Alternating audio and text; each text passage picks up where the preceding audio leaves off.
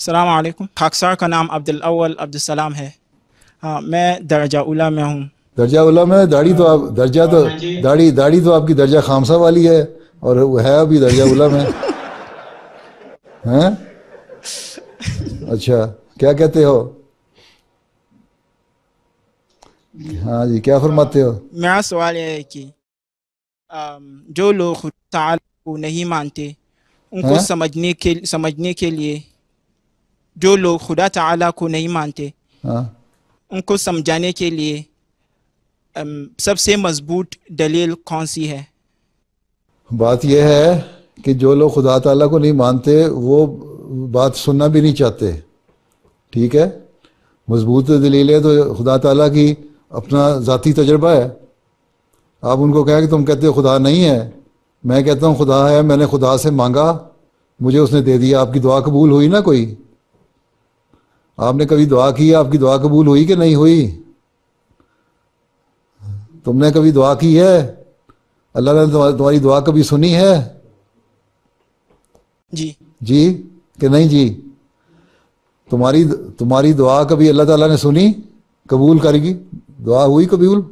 جی بس تو لوگوں جو خدا کو نہیں مانتے اس سے کہو کہ خدا تعالیٰ تم کہتے ہو نہیں ہے، میں نے تو اللہ تعالیٰ سے مانگا اور مجھے اللہ تعالیٰ نے دیا، تو میرا تو ذاتی تجربہ ہے اللہ تعالیٰ کی ذات پہ، میں کس طرح کہہ دوں کہ خدا تعالیٰ نہیں ہے؟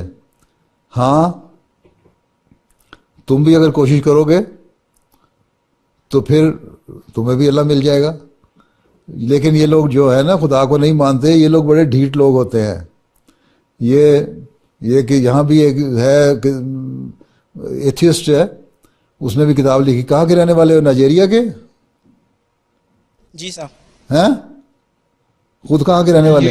ہاں یہاں بھی ایک ایتھیسٹ ہے ڈاکنس ہیں، وہ بڑی خدا تعالیٰ کو نہیں مانتا اور کتاب بھی اس نے لکھی خدا تعالیٰ کے خلاف. اس کو میں نے 5 والیوم کومنٹری بھی بھجوائی اور دوسری کتابیں بھجوائیں، اسلامی اصول کی فلاسفی. میں نے کہا یہ پڑھو، پھر ہمارے سے بات کرو، تمہیں پتہ لگے کہ خدا کیا ہے اور خدا کا کیا تصور ہے. اس نے کہا جی میں نے کچھ نہیں پڑھنا، تو صرف تم میری کتاب پڑھو، میں نے تمہاری کتابیں کوئی نہیں پڑھنی.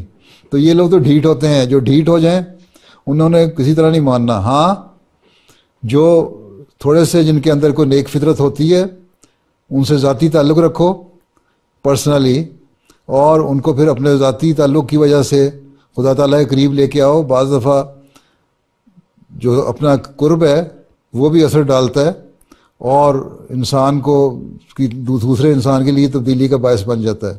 تو ذاتی تجربہ جو ہے وہ سب سے مؤثر چیز ہے. یہاں بھی میرے سے کئی دفعہ بعض لوگ آتے ہیں، ملاقاتیں کرنے والے، پریس والے بھی آتے ہیں، بلکہ بعض نے اظہار کیا کہ ہم خدا کو تو نہیں مانتے، لیکن اگر کبھی خدا کو مانا تو ہم تمہارے خلیفہ کی وجہ سے مانیں گے کہ اس نے ہمیں ذرا خدا تعالیٰ کی صحیح بات بتائی. تو یہ دلوں کو نرم کرنے کے لیے پھر دعا ہونی چاہیے ضروری کہ اللہ تعالیٰ دلوں کو نرم بھی کرے. اس لیے ذاتی نمونہ جو ہے نا وہ بہت ضروری ہے، اپنا وہ پیش کریں اور اپنے تجربات بیان کریں قبولیت دعا کے لیے. سب سے زیادہ تو ہے نا میرے ساتھ اللہ کے کیا سلوک ہے. جب اپنا سلوک اللہ کے ساتھ بتائیں گے تو وہ جو فرسٹ ہینڈ ایکسپیرینس ہے اس سے لوگوں کو پھر زیادہ امپریس ہوتے ہیں. ٹھیک ہے، چلو پھر بیٹھ جاؤ. باقی دلیلیں تو بے شمار ہیں. ہمارا خدا ہے، ہستی باری تعالیٰ کے 10 دلائل ہے، ہستی باری تعالیٰ مسلموں کی کتاب ہے. یہ ساری کتابیں اردو میں بھی انگلش میں بھی آ گئی ہیں، یہ پڑھو اور یہ ان کو پڑھنے کے لیے بھی دو. پھر اسی طرح اگر کوئی پڑھا لکھا آدمی ہے اور وہ پڑھنا جانتا ہے تو اس کو اسلامی اصول کی فلاسفی ایک تو پہلے دینی چاہیے، پھر ہستی باری تعالیٰ کے 10 دلائل ہیں وہ دینی چاہیے، چھوٹی چھوٹی کتابیں ہیں. پھر ریولیشن ریشنلٹی اس کی عربک کتاب ہے، اس کا ایک چیپٹر جو ہے خدا تعالیٰ کی ذات پہ، وہ بھی بعض رسموں کو متاثر کر دیتا ہے. ہمارا خدا کی بھی انگلش ٹرانسلیشن ہو چکی ہے، وہ دینا چاہیے کہ پڑھو. اب پڑھنے کے بعد بھی اگر کوئی نہیں مانتا تو ہمارا کام تو صرف پیغام پہنچانا ہے، کسی کو ہم ہدایت کا لیے کوئی گارنٹی نہیں دے سکتے. اللہ تعالیٰ نے ہدایت کی ذمہ داری اپنے سپرد لی ہے، ہمارے سپرد صرف تبلیغ کی ذمہ داری ڈالی ہے کہ ہم تبلیغ کریں اور اللہ تعالیٰ کے راستے کی طرف لے کے آئیں. ٹھیک ہے.